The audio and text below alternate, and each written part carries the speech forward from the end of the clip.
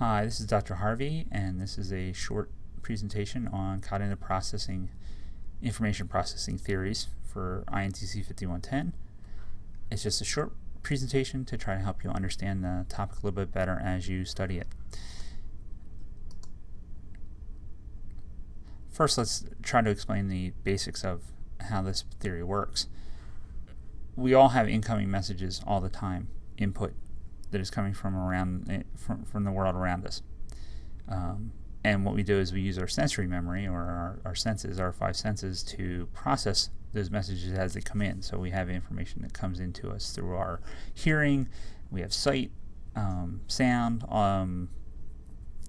obviously touch, and these things, what these things do is they're constantly coming at us. And what we try to do is we try to attend, which is A in this model, we attend to certain information. So we choose what information we want to remember.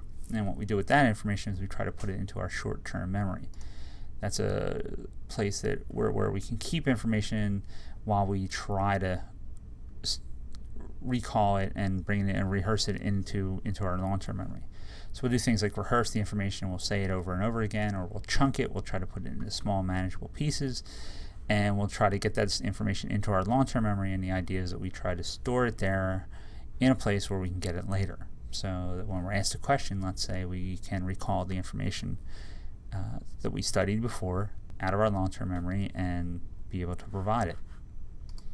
Some ideas that go along with this. One is selective attention, the idea that how do we select which messages we want to process? And that somewhat depends on the complexity of the task, how much information or how important it is that we do it. That ability to selectively attend may differ with age. Small children may have a hard time paying attention and making decisions about what they want to hear, and the older you get, the harder that might get as well. It might have to do with intelligence, might have to do with physical ability. If there's problems in your processing ability, that will then affect your ability to attend. Solutions to those kinds of problems involve usually trying to reduce impulsiveness, reducing the ability or the tendency of you to just jump at the first thing that you sense, and also to provide strategies for focusing. Things like note-taking, for example, is a way that you focus yourself. There's an idea of automaticity, which is the habitual or overlearning of information. Tasks that you do without thinking is sometimes the way this is described.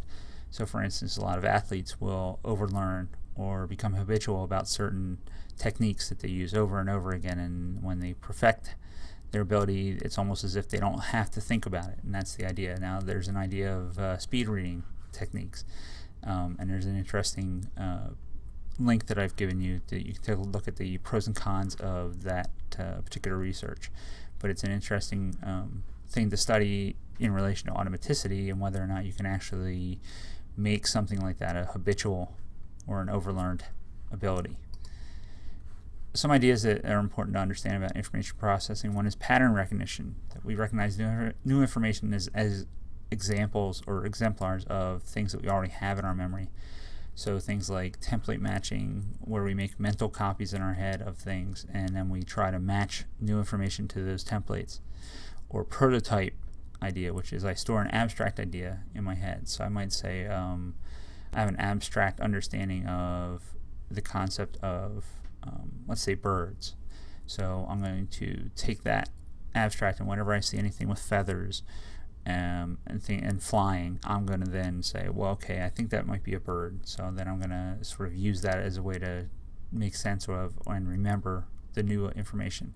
I can also do things like feature analysis, which is to take distinctive features of something and try to use that as a way to help me remember it.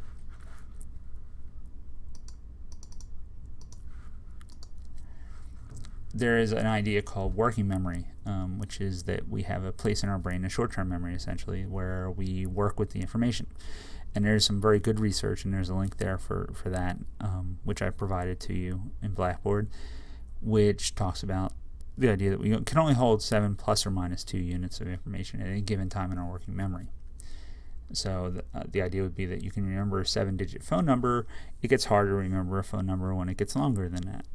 So what we tend to do is we tend to remember things in those small pieces.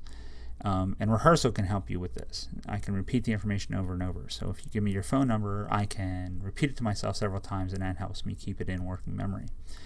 And that will improve retention and recall for a short time, but unfortunately it doesn't work for a long period of time. So cramming, for example, is sort of the idea of trying to cram my working memory full of information and then try to spit it right back out. So the best time to cram is right before the test. And then the idea would be that if I were to ask you the same questions the next day, you probably wouldn't remember any of them because you never actually got the information out of your working memory into your long-term memory. There's an idea of encoding, which means I relate incoming information to stored memories. So I might use mnemonics to help me with that, with encoding. So I can try to turn it into, say, like Roy G. Biv is red, orange, yellow, green, blue, indigo, violet. I remember that because I know Roy G. Biv means that. So I've sort of tried to use that as a device or as a way to help me remember the information. Mediation or stories. If I tell a story related to the information, it might be easier for me to remember it. Or I can use imagery. I could have an information tied to an image in my mind. So if I remember, the red, and then I might use that to remember things like apples or other things that are red. Is it better than repetition? That's a good question, and I don't know if we totally understand that yet. But the idea would be that encoding might be a better way to get information in there, because if I remember things by rote memorization, I don't really have many other things to tie it to. These ideas of encoding would be that information is stored along with other information, and that should improve my ability to recall it. Speaking of recall, there's two kinds of recall. There's free recall, which means that you just remember it without cues, and then cued recall, which means that you need something to prompt you or jog your memory.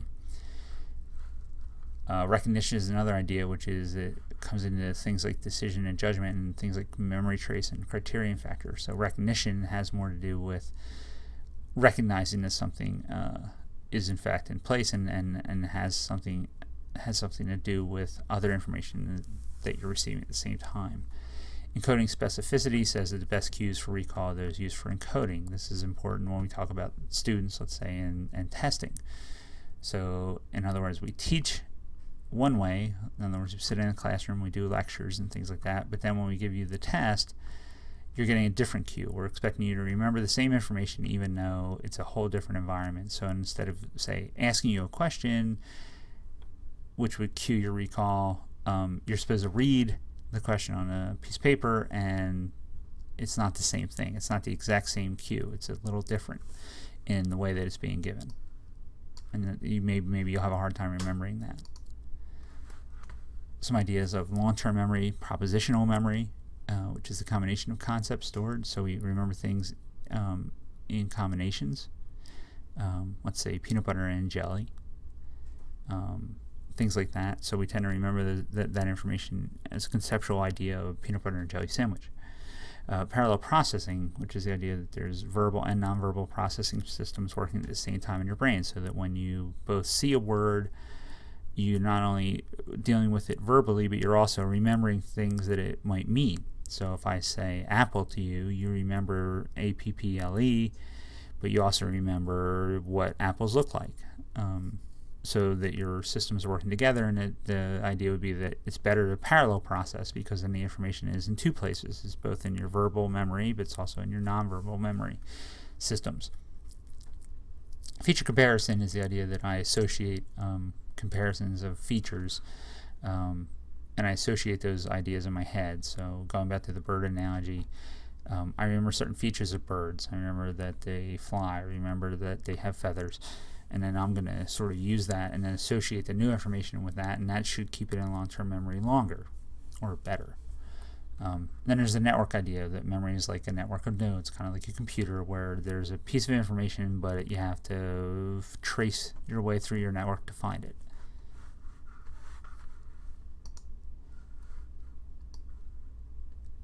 Here's the idea of the different kinds of things that are in there. Concepts are grouping objects into categories. So we tend to have categories of ideas in our head about what something is, what fruits are. There's propositions, which are declarative knowledge, the smallest unit of knowledge that can stand as a separate assertion. So things I can make, I can declare. things I can remember, that I can state them. And then there's also productions like procedural knowledge, which is the idea that I know the rules or the process by which something happens, so I remember things in sequences. And there's the idea of schemata, which is that there's data structures. In other words, I have a scheme for how to drive a car, and that scheme is based upon me understanding how a car works. So where that becomes interesting is that, you know, I may have a scheme for how to drive a car because I learned on an automatic car, but if I were to sit down into a manual steering car, a stick shift car, I would not know what to do because my scheme for how to drive a car doesn't involve shifting gears. So this is where the idea is that I can have a scheme for something, but my scheme might break down if I'm faced with a different version of that event. Some other ideas that are important. One is associative information. Memories stored as associations with the right cues, we can then recall that information. So things like contextual cues represent an episode of something that's happened in our lives, and so when you study that list, you kind of remember where you were when you study that list, and so when you try to remember it, you try to remember that event. You might have item cues that represent the items, words, pictures, or sentences that go along with the memory that you're trying to recall. So you associate certain things with that item. So when I'm asked to recall it, I tend to think of the other things that go along with it. And there's also category cues that we know, there's something that's a metal. We then kind of search our brains for things that are metal, so steel and iron. So if I want to remember those words, I'll think about steel and iron as metals. So when I'm asked that question on test, I can then sort of go through my brain about what metals did we study. And that's just a way to help you recall information. There's some other ideas, things like connectionist neural network ideas that our brain works like not in a linear way. We don't just trace back to the information, but in fact our brains are web-like, and there's lots of different connections to information. And so different parts of our brain or different parts of our network work for retrieving different kinds of information. So it's actually stored in different places. But this network changes over time. It doesn't stay static. So we have associations that are being made or being lost all the time. So that's a different idea about how memory works. And that it's not as simple as short and long-term memory, but it's much more complex. What are some of the implications of these things of memory? One is the organization of information to be learned. In other words, if we were saying that 7 plus or minus 2 is in fact true, then we should be breaking our information into smaller pieces of that. So we should be treating it as, I'm going to teach you these 7 plus or minus 2 information, and then I'm going to stop, let you work with that, and then we're going to move on to the next. There's also a lot of metacognition strategies that go along with this. How we study, how we work with information, knowing how our brain works. Chunking and sequence, obviously, the order in which we teach things. If information is a process, then we probably need to break it down into its pieces. We need to chunk information in a way that makes sense. And then the idea of practice is a big part of this. The more we practice, the better we should remember, because the more we rehearse something, the better it is, the stronger it is in our memory. There's also the idea of cognitive load that comes into this. The brain can only process so much information at a time, therefore we should be designing our instruction to minimize that. So we want them to be more efficient. We want things like worked examples. We want to get rid of redundancies. We only have to show it one way. We don't need to show it every way. And the importance of attention becomes part of this as well. There's also some information about brain-based learning that's out there. People talk about brain-based learning because they think that our brains work in different ways, and they say that instruction should be designed to stimulate that part of the brain that we want. But there's a whole lot of research that in fact says that this is a misuse of the neuroscience research, that in fact there's not different ways that we learn things, that our brains don't work differently depending upon who we are. There's no left brain, there's no right brain, that those things really don't have anything to do with that. So to try to cast learners as being left brain or right brain is really doing them a disservice. So that in a nutshell is information processing. You can study the readings, and we can discuss this more online, but this hopefully has given you a decent overview of the topic. Thanks.